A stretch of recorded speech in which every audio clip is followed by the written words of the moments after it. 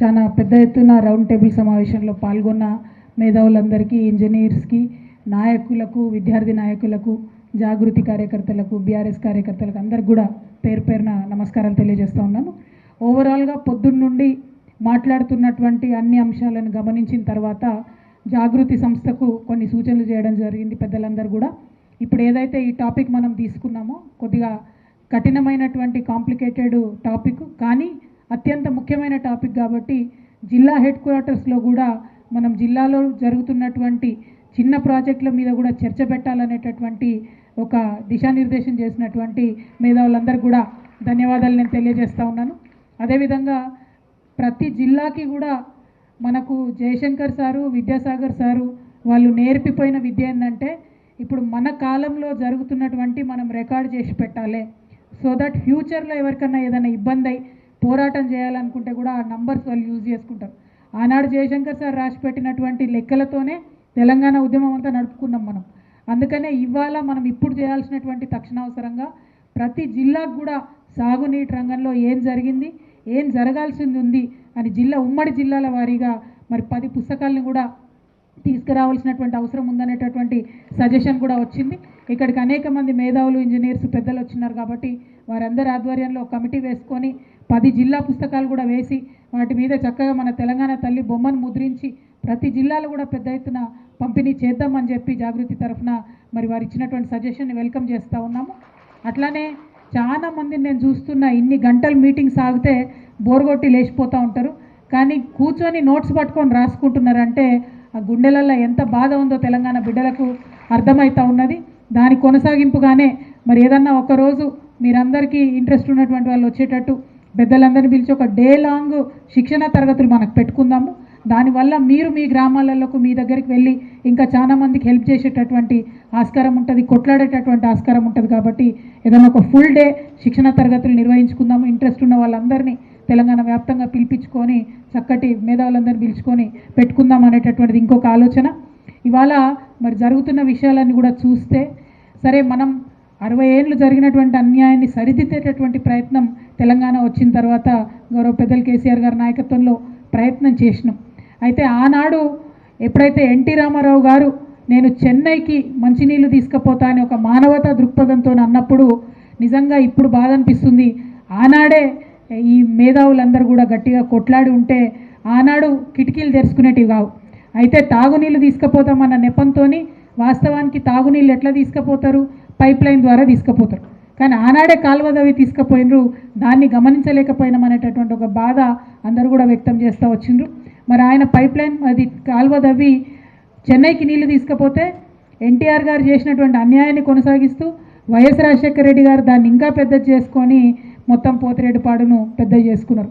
ఆ తర్వాత చంద్రబాబు నాయుడు గారు తిలా పాపం తలా పిడకడ అన్నట్టు ప్రతి ఒక్కరు కూడా కృష్ణా నదిని దోపిడీ చేయడంలో ఎన్టీఆర్ గారైనా, వైఎస్ రాజశేఖర రెడ్డి గారైనా, చంద్రబాబు నాయుడు గారైనా, వైఎస్ జగన్మోహన్ రెడ్డి గారైనా ప్రతి ఒక్కరు కూడా మరి తీసుకెళ్లడం జరిగింది.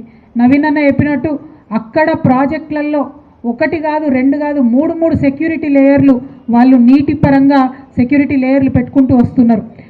వాళ్ళ బేసిన్ కాకపోయినా నదిని తరలించుకుపోయేటటువంటి ప్రయత్నం చేస్తున్నారు.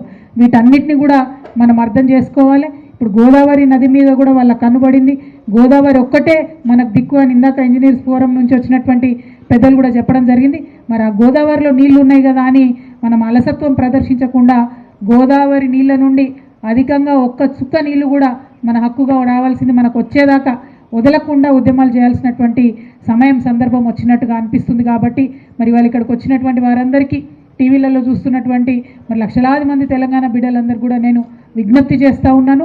మనందరం జాగ్రత్తతోని, జాగరూకతోని ఉండాల్సినటువంటి సందర్భం ఇది. ఎందుకంటే ఒక తెలంగాణ సోయితోని పరిపాలన జరుగుతలేదనేటటువంటి బాధతోని ఇవాళ పొద్దున్నుండి అందరూ చెప్పినటువంటి మాటల్ని తీర్మానాల రూపంలో గౌరవ రాష్ట్ర ముఖ్యమంత్రి రేవంత్ రెడ్డి గారికి ఓపెన్ లెటర్గా తెలంగాణ జాగృతి సంస్థ నుండి మేము ఇస్తున్నాం. ఇవాళ రౌండ్ టేబుల్కి అటెండ్ అయినటువంటి ప్రతి ఒక్క పెద్ద మనిషి కూడా మరి దీంట్లో సంతకాలు పెట్టినారు. కాబట్టి దీనికి ఉండే శాంక్టిటీ, వారికి ఉండేటటువంటి నాలెడ్జ్ని గౌరవ ముఖ్యమంత్రి గారు గౌరవించి మరి దీన్ని ఒక సెన్సిటివ్ దృక్పథంతో చూసి మన తెలంగాణ ప్రజల నీటి హక్కులు కాపాడాలని చెప్పి ముఖ్యమంత్రి గారిని మేము రిక్వెస్ట్ చేస్తూ ఉన్నాం. రిక్వెస్ట్ అనే మాట ఎందుకు వాడుతూ ఉన్నా అంటే రాజకీయాలకు అతీతంగా నీటిని కాపాడుకోవాల్సినటువంటి అవసరం ఉంది. ఆంధ్ర పాలకులైనా, మహారాష్ట్ర వాళ్ళైనా, కర్ణాటకలైనా నీటి విషయం వచ్చేటప్పటికి పార్టీలకు అతీతంగా వాళ్ళందరూ ఒకటవుతారు. ఇవాళ మనం అట్లా కావాల్సినటువంటి అవసరం ఉంది. కాబట్టి ఆ తీర్మానాలను నేను క్విక్గా చదివేసి ఈ సమావేశాన్ని ముగించుకుందాం. మొదటి తీర్మానం, మేడిగడ్డ బ్యారేజ్ని పునరుద్ధరించాలి, కాళేశ్వరం ప్రాజెక్టు లింక్ 1 పూర్తి స్థాయిలో వినియోగంలోకి తేవాలి. రెండవది, ఇరిగేషన్ అడ్వైజర్ పోస్ట్ నుండి ఆదిత్యనాథ్ దాస్ గారిని తక్షణమే తొలగించాలి. మూడవ తీర్మానం, ఏపీ అక్రమంగా నిర్మిస్తున్న పోలవరం బనకచెర్ల అదే గోదావరి కృష్ణా పెన్నా లింక్ ప్రాజెక్ట్ ఏదైతే ఉందో దాని మీద అపెక్స్ కౌన్సిల్ సమావేశం ఏర్పాటు చేయాలని కోరుతూ కేంద్ర ప్రభుత్వానికి తక్షణమే రాష్ట్ర ప్రభుత్వం లేఖ రాయాలని చెప్పి మేము డిమాండ్ చేస్తూ ఉన్నాం. కృష్ణా ట్రిబ్యునల్లో తెలంగాణకు basin catchment command area drought prone area ప్రాతిపదికన 575 టీఎంసీల నికర జలాల సాధించేలా సమర్థ వాదనలు వినిపించాలని చెప్పి మేము ప్రభుత్వాన్ని డిమాండ్ చేస్తూ ఉన్నాం.